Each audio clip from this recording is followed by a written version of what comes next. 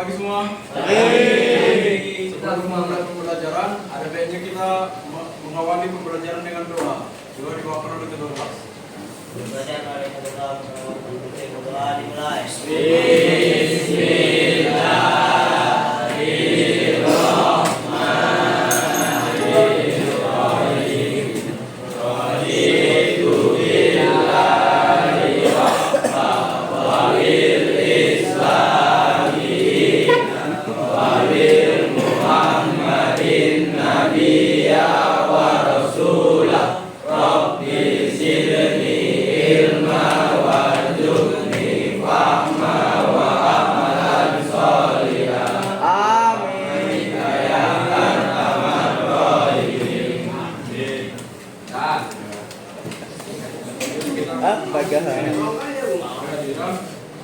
Lihat.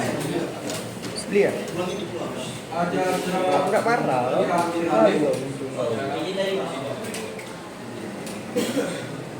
Agus Putra Rambi. Iya.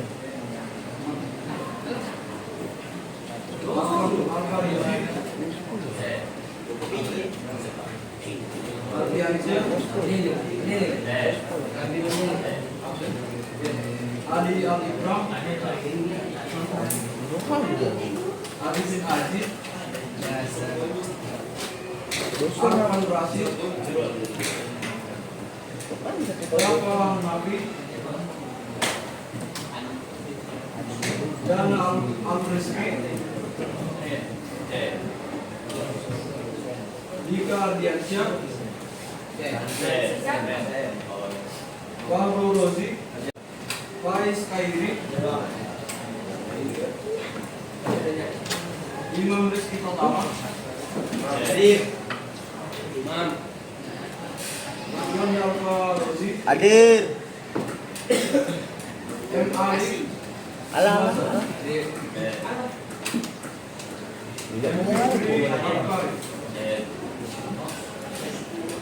M. Raihan, Hadir.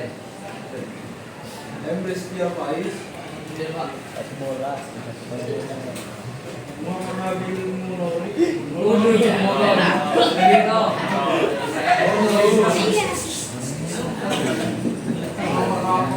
Al-Azhari, Muhammad Rizky Fiansyah, Muhammad Al-Rufana, Ku tahu aja ya. Muhammad Al-Rufani, Iya, nanti rekam. Nanti kan cek CCTV. Muhammad Dafa Ulama, Ada sana. Ada depan. Muhammad Dias Haikal, Enggak kalian. Muhammad Irfan, Muhammad Rizky, Spesial. Ada dia. Niat Arif,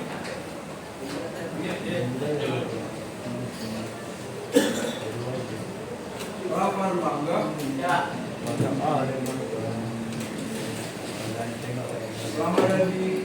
Ramadhani Kadabisya, Rafiul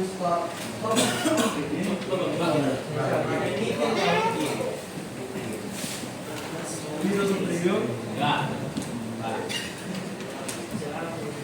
Sultan Wahab, Zermi Jawan, Muhammad Masri Bakri,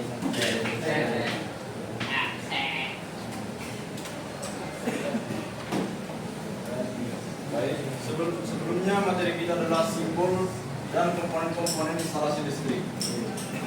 Abang mau bertanya untuk materi kemarin, siapa yang ingat kemarin apa itu komponen-komponen instalasi penerangan listrik?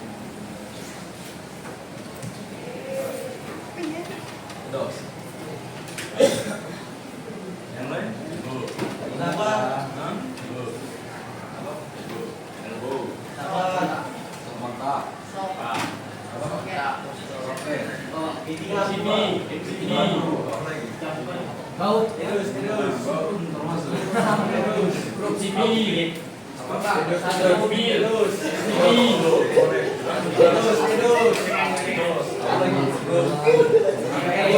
Pertama kabel.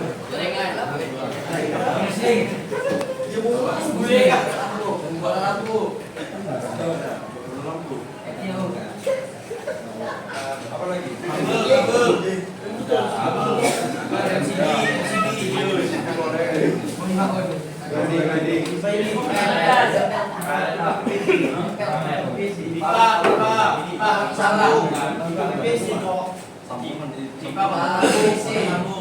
Sambung. Apa fungsi kota sambung? Isolasi, boleh. Fungsi kabel apa? Menyalurkan. Di mana dipakai kapasitor? Dinamo. Sementara. Masuk dalam lampu itu. Ya di rangkaian instalasinya. Kemudian jenis lampu yang tahu jenis lampu. Lampu pijar. Lampu pijar. Lemari. Lampu. Lampu indikator. Apa itu? Gas LPG. Ya lampu hijau. Apa tulis? Lampu lilin. Hybrid. Kalau fungsi saklar yang empat.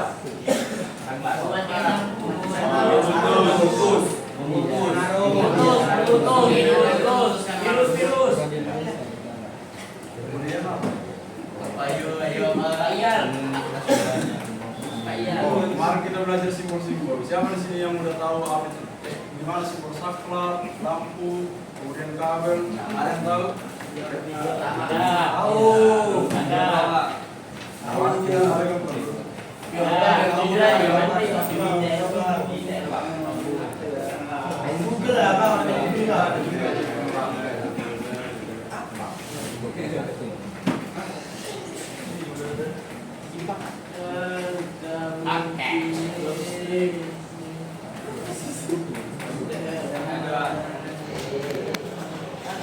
Ini ada bang. Lampu LED. NC bang, NC.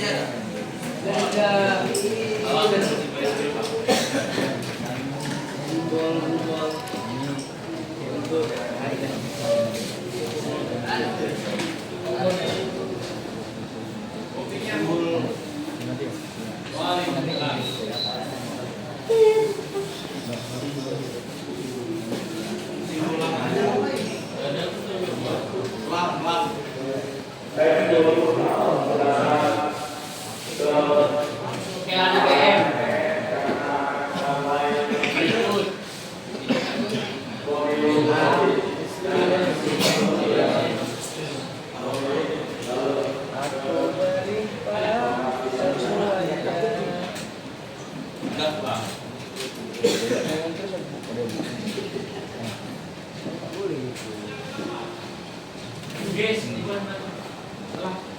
Alah. Iya.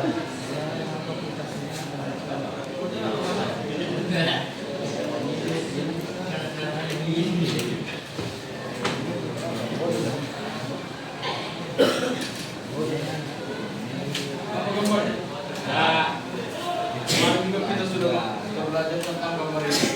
Gambar instalasi di rumah sederhana. Di sini siapa yang bisa jelasin untuk komponen-komponennya?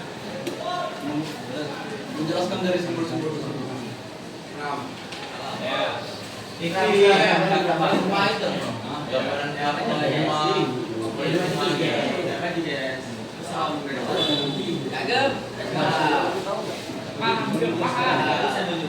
Penyakit hubung ini.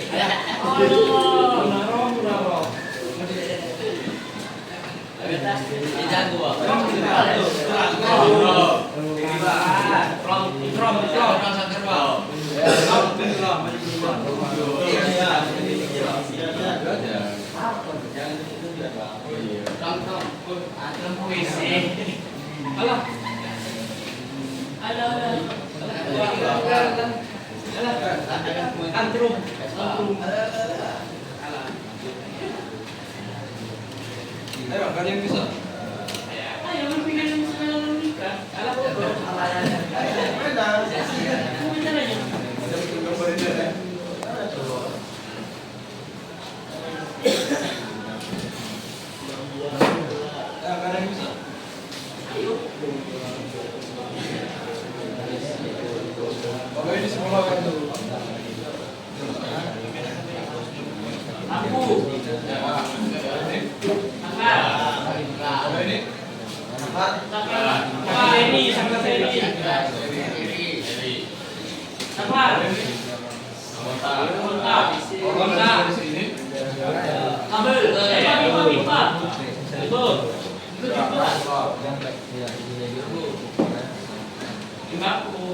Sebelum memahaminya, maka kita masuk ke materi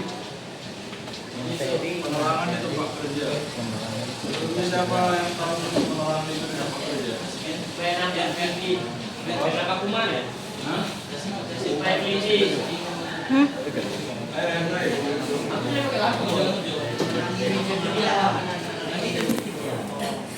Siapa yang tahu fungsi penerangan di tempat kerja? Untuk memastikan cahaya. Ya, betul. Ada lagi yang lain? Kau tahu? Untuk review, memudahkan pekerjaan. Ya, memudahkan pekerjaan. Betul. Ada bau jantung. Kira apa? Ada bagian juga apa sebenarnya? Senter. Iya, senter bisa. Itu lagi. Kita masuk ke materi ya. Kebutuhan cahaya untuk pekerjaan. Bantu keselamatan. Oke, ya. Secara umum pencahayaan yang baik adalah bila mana bekerja. Apa?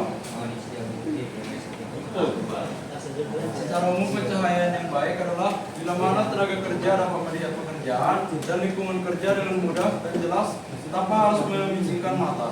Pekerjaan yang sulit dan rumit membutuhkan tingkat dan kualitas cahaya yang tinggi. Kegiatan yang tidak membutuhkan ketelitian tidak perlu intensitas cahaya yang tinggi. Kemudian pekerjaan yang berbeda memerlukan intensitas dan kualitas cahaya yang berbeda pula.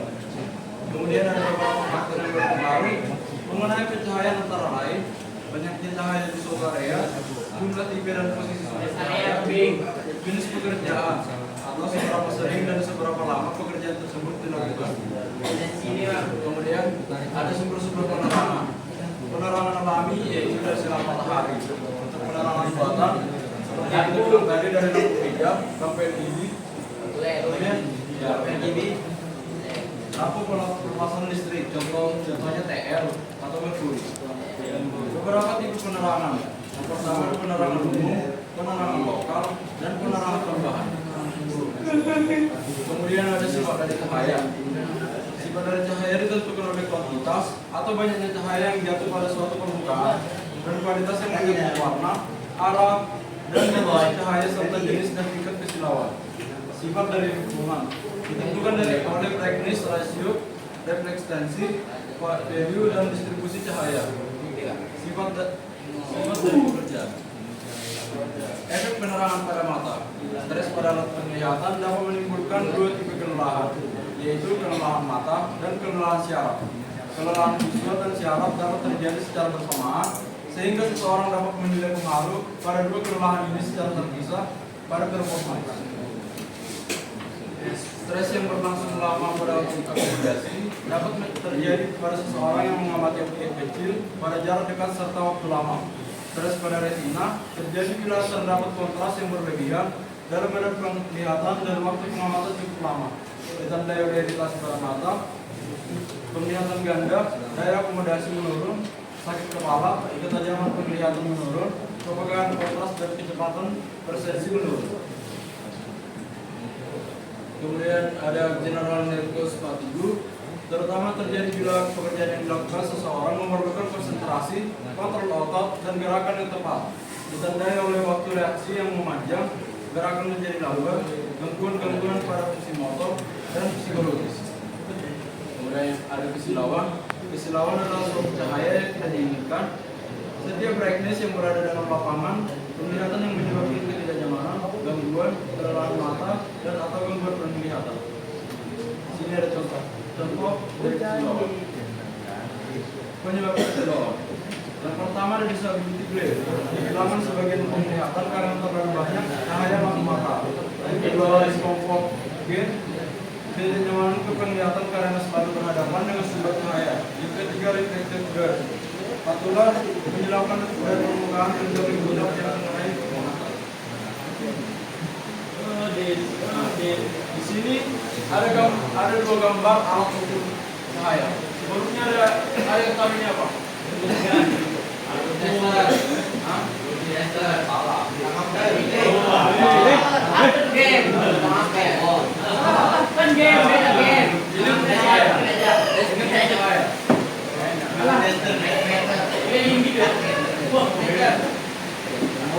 Jadi gambar itu ada nama benda yang digambar itu adalah lux meter. Lux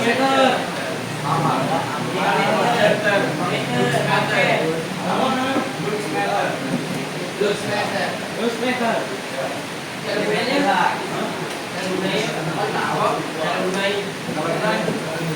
Yang jadi tugas itu ya. Tugas kalian adalah cari cara penggunaan dari lux meter.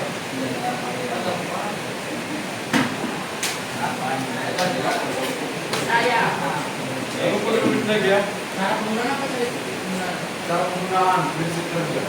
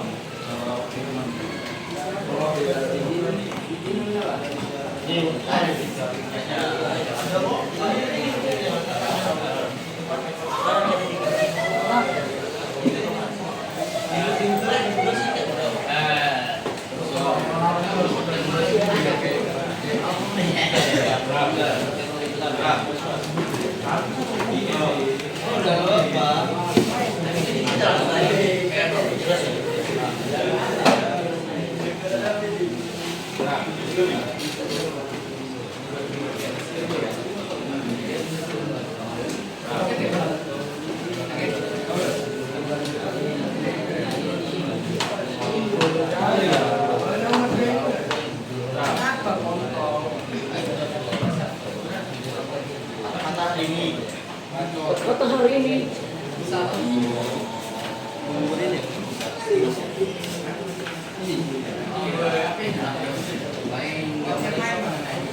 Apa itu? Oh, apa itu?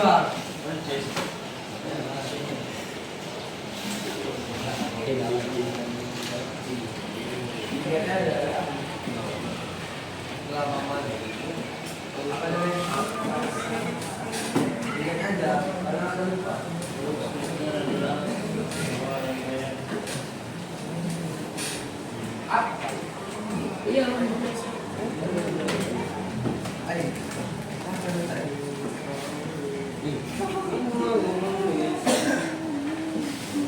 Boom.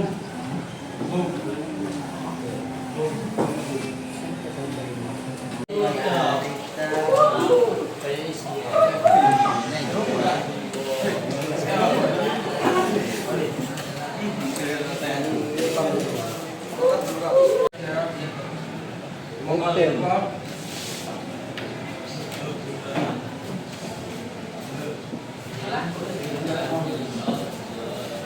Emang Farizi, Fitri,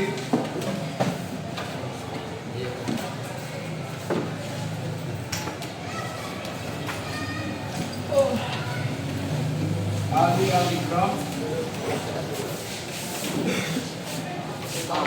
Muhammad Rafaiz,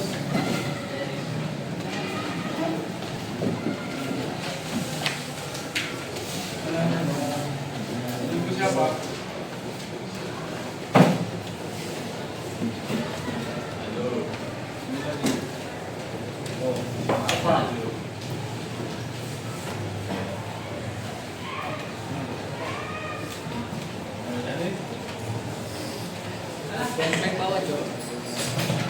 Arifin Aji.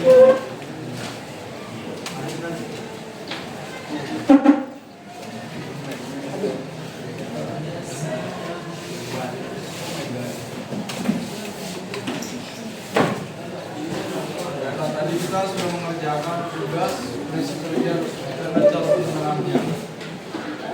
Di sini peralatan yang digunakan motor listrik meter atau light meter atau di Indonesia biasanya disebut dengan meter. Untuk jenis pekerjaannya, cahaya ditangkap oleh sel yang sensitif dan akan menimbulkan arus listrik kecil. Arus listrik ini kemudian diukur oleh mikrometer dan akan dikalibrasi dalam lux.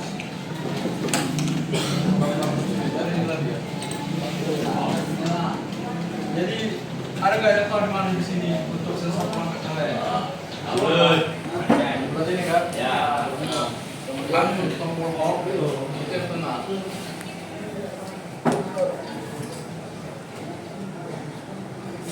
Kemudian di sini untuk cara pengukuran dilakukan pada bidang horizontal setinggi 0,85 mm dari permukaan lantai. Pengukuran pada tangga light meter diletakkan pada injakan kaki. Sebelum pengukuran dilakukan, tutup persen dan display penunjuk harus 0 atau 0 azus. Ini maksudnya dikalibrasi ya. Sebelum pembacaan dilakukan, bukalah penutup sel dan biarkan terpapar cahaya selama 5 menit. Dengan menggunakan penerangan buatan pembacaan, dilakukan paling sedikit 5 menit setelah lampu dinyalakan. Bayang operator jangan mengenai light meter. Saat berdiri 2 atau 3 kaki dari light meter. Pakaian operator hendaknya berwarna gelap. Yang perlu diperhatikan, cairan tempat kerja secara keseluruhan penerangan umum dan penerangan tambahan kebersihan lampu, perlengkapan lampu, juga lampu hidup, rusak, mati, warna dinding, naik langit, lantai, perabotan, serta kebersihannya. Sumber kesilauan, sumber pencahayaan alami, bayangan yang mengganggu, perubahan apa yang dapat dilakukan. Untuk lampu pencahayaan ditetapkan menurut peraturan Menteri Perhubungan Nomor 7 Tahun 1964 tentang syarat-syarat kesehatan, kebersihan serta penerangan dalam tempat kerja. Penerangan yang cukup untuk halaman dan jalan-jalan dalam lingkungan perusahaan paling sedikit 20 lux. Penerangan yang cukup untuk pekerjaan-pekerjaan yang hanya menggunakan barang kasar paling sedikit 50 lux. Penerangan yang cukup untuk pekerjaan-pekerjaan yang menggunakan barang-barang kecil secara sepintas lalu paling sedikit 100 lux. Untuk penerangan yang cukup untuk pekerjaan-pekerjaan yang menggunakan barang-barang kecil dengan teliti diperlukan paling sedikit 200 lux. Penerangan yang cukup untuk pekerjaan yang menggunakan secara teliti barang yang kecil dan halus sedikitnya 300 lux.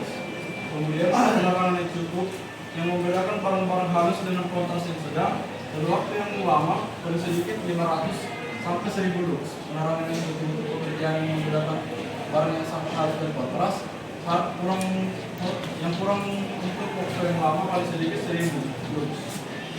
Mungkin inilah untuk pencahayaannya. Mungkin sampai sini materi kita untuk pencahayaan dalam tempat kerja. Mungkin untuk ketua kelas berhubungan dengan ada baiknya kita membuka dengan doa, kita tutup dengan doa. Ya.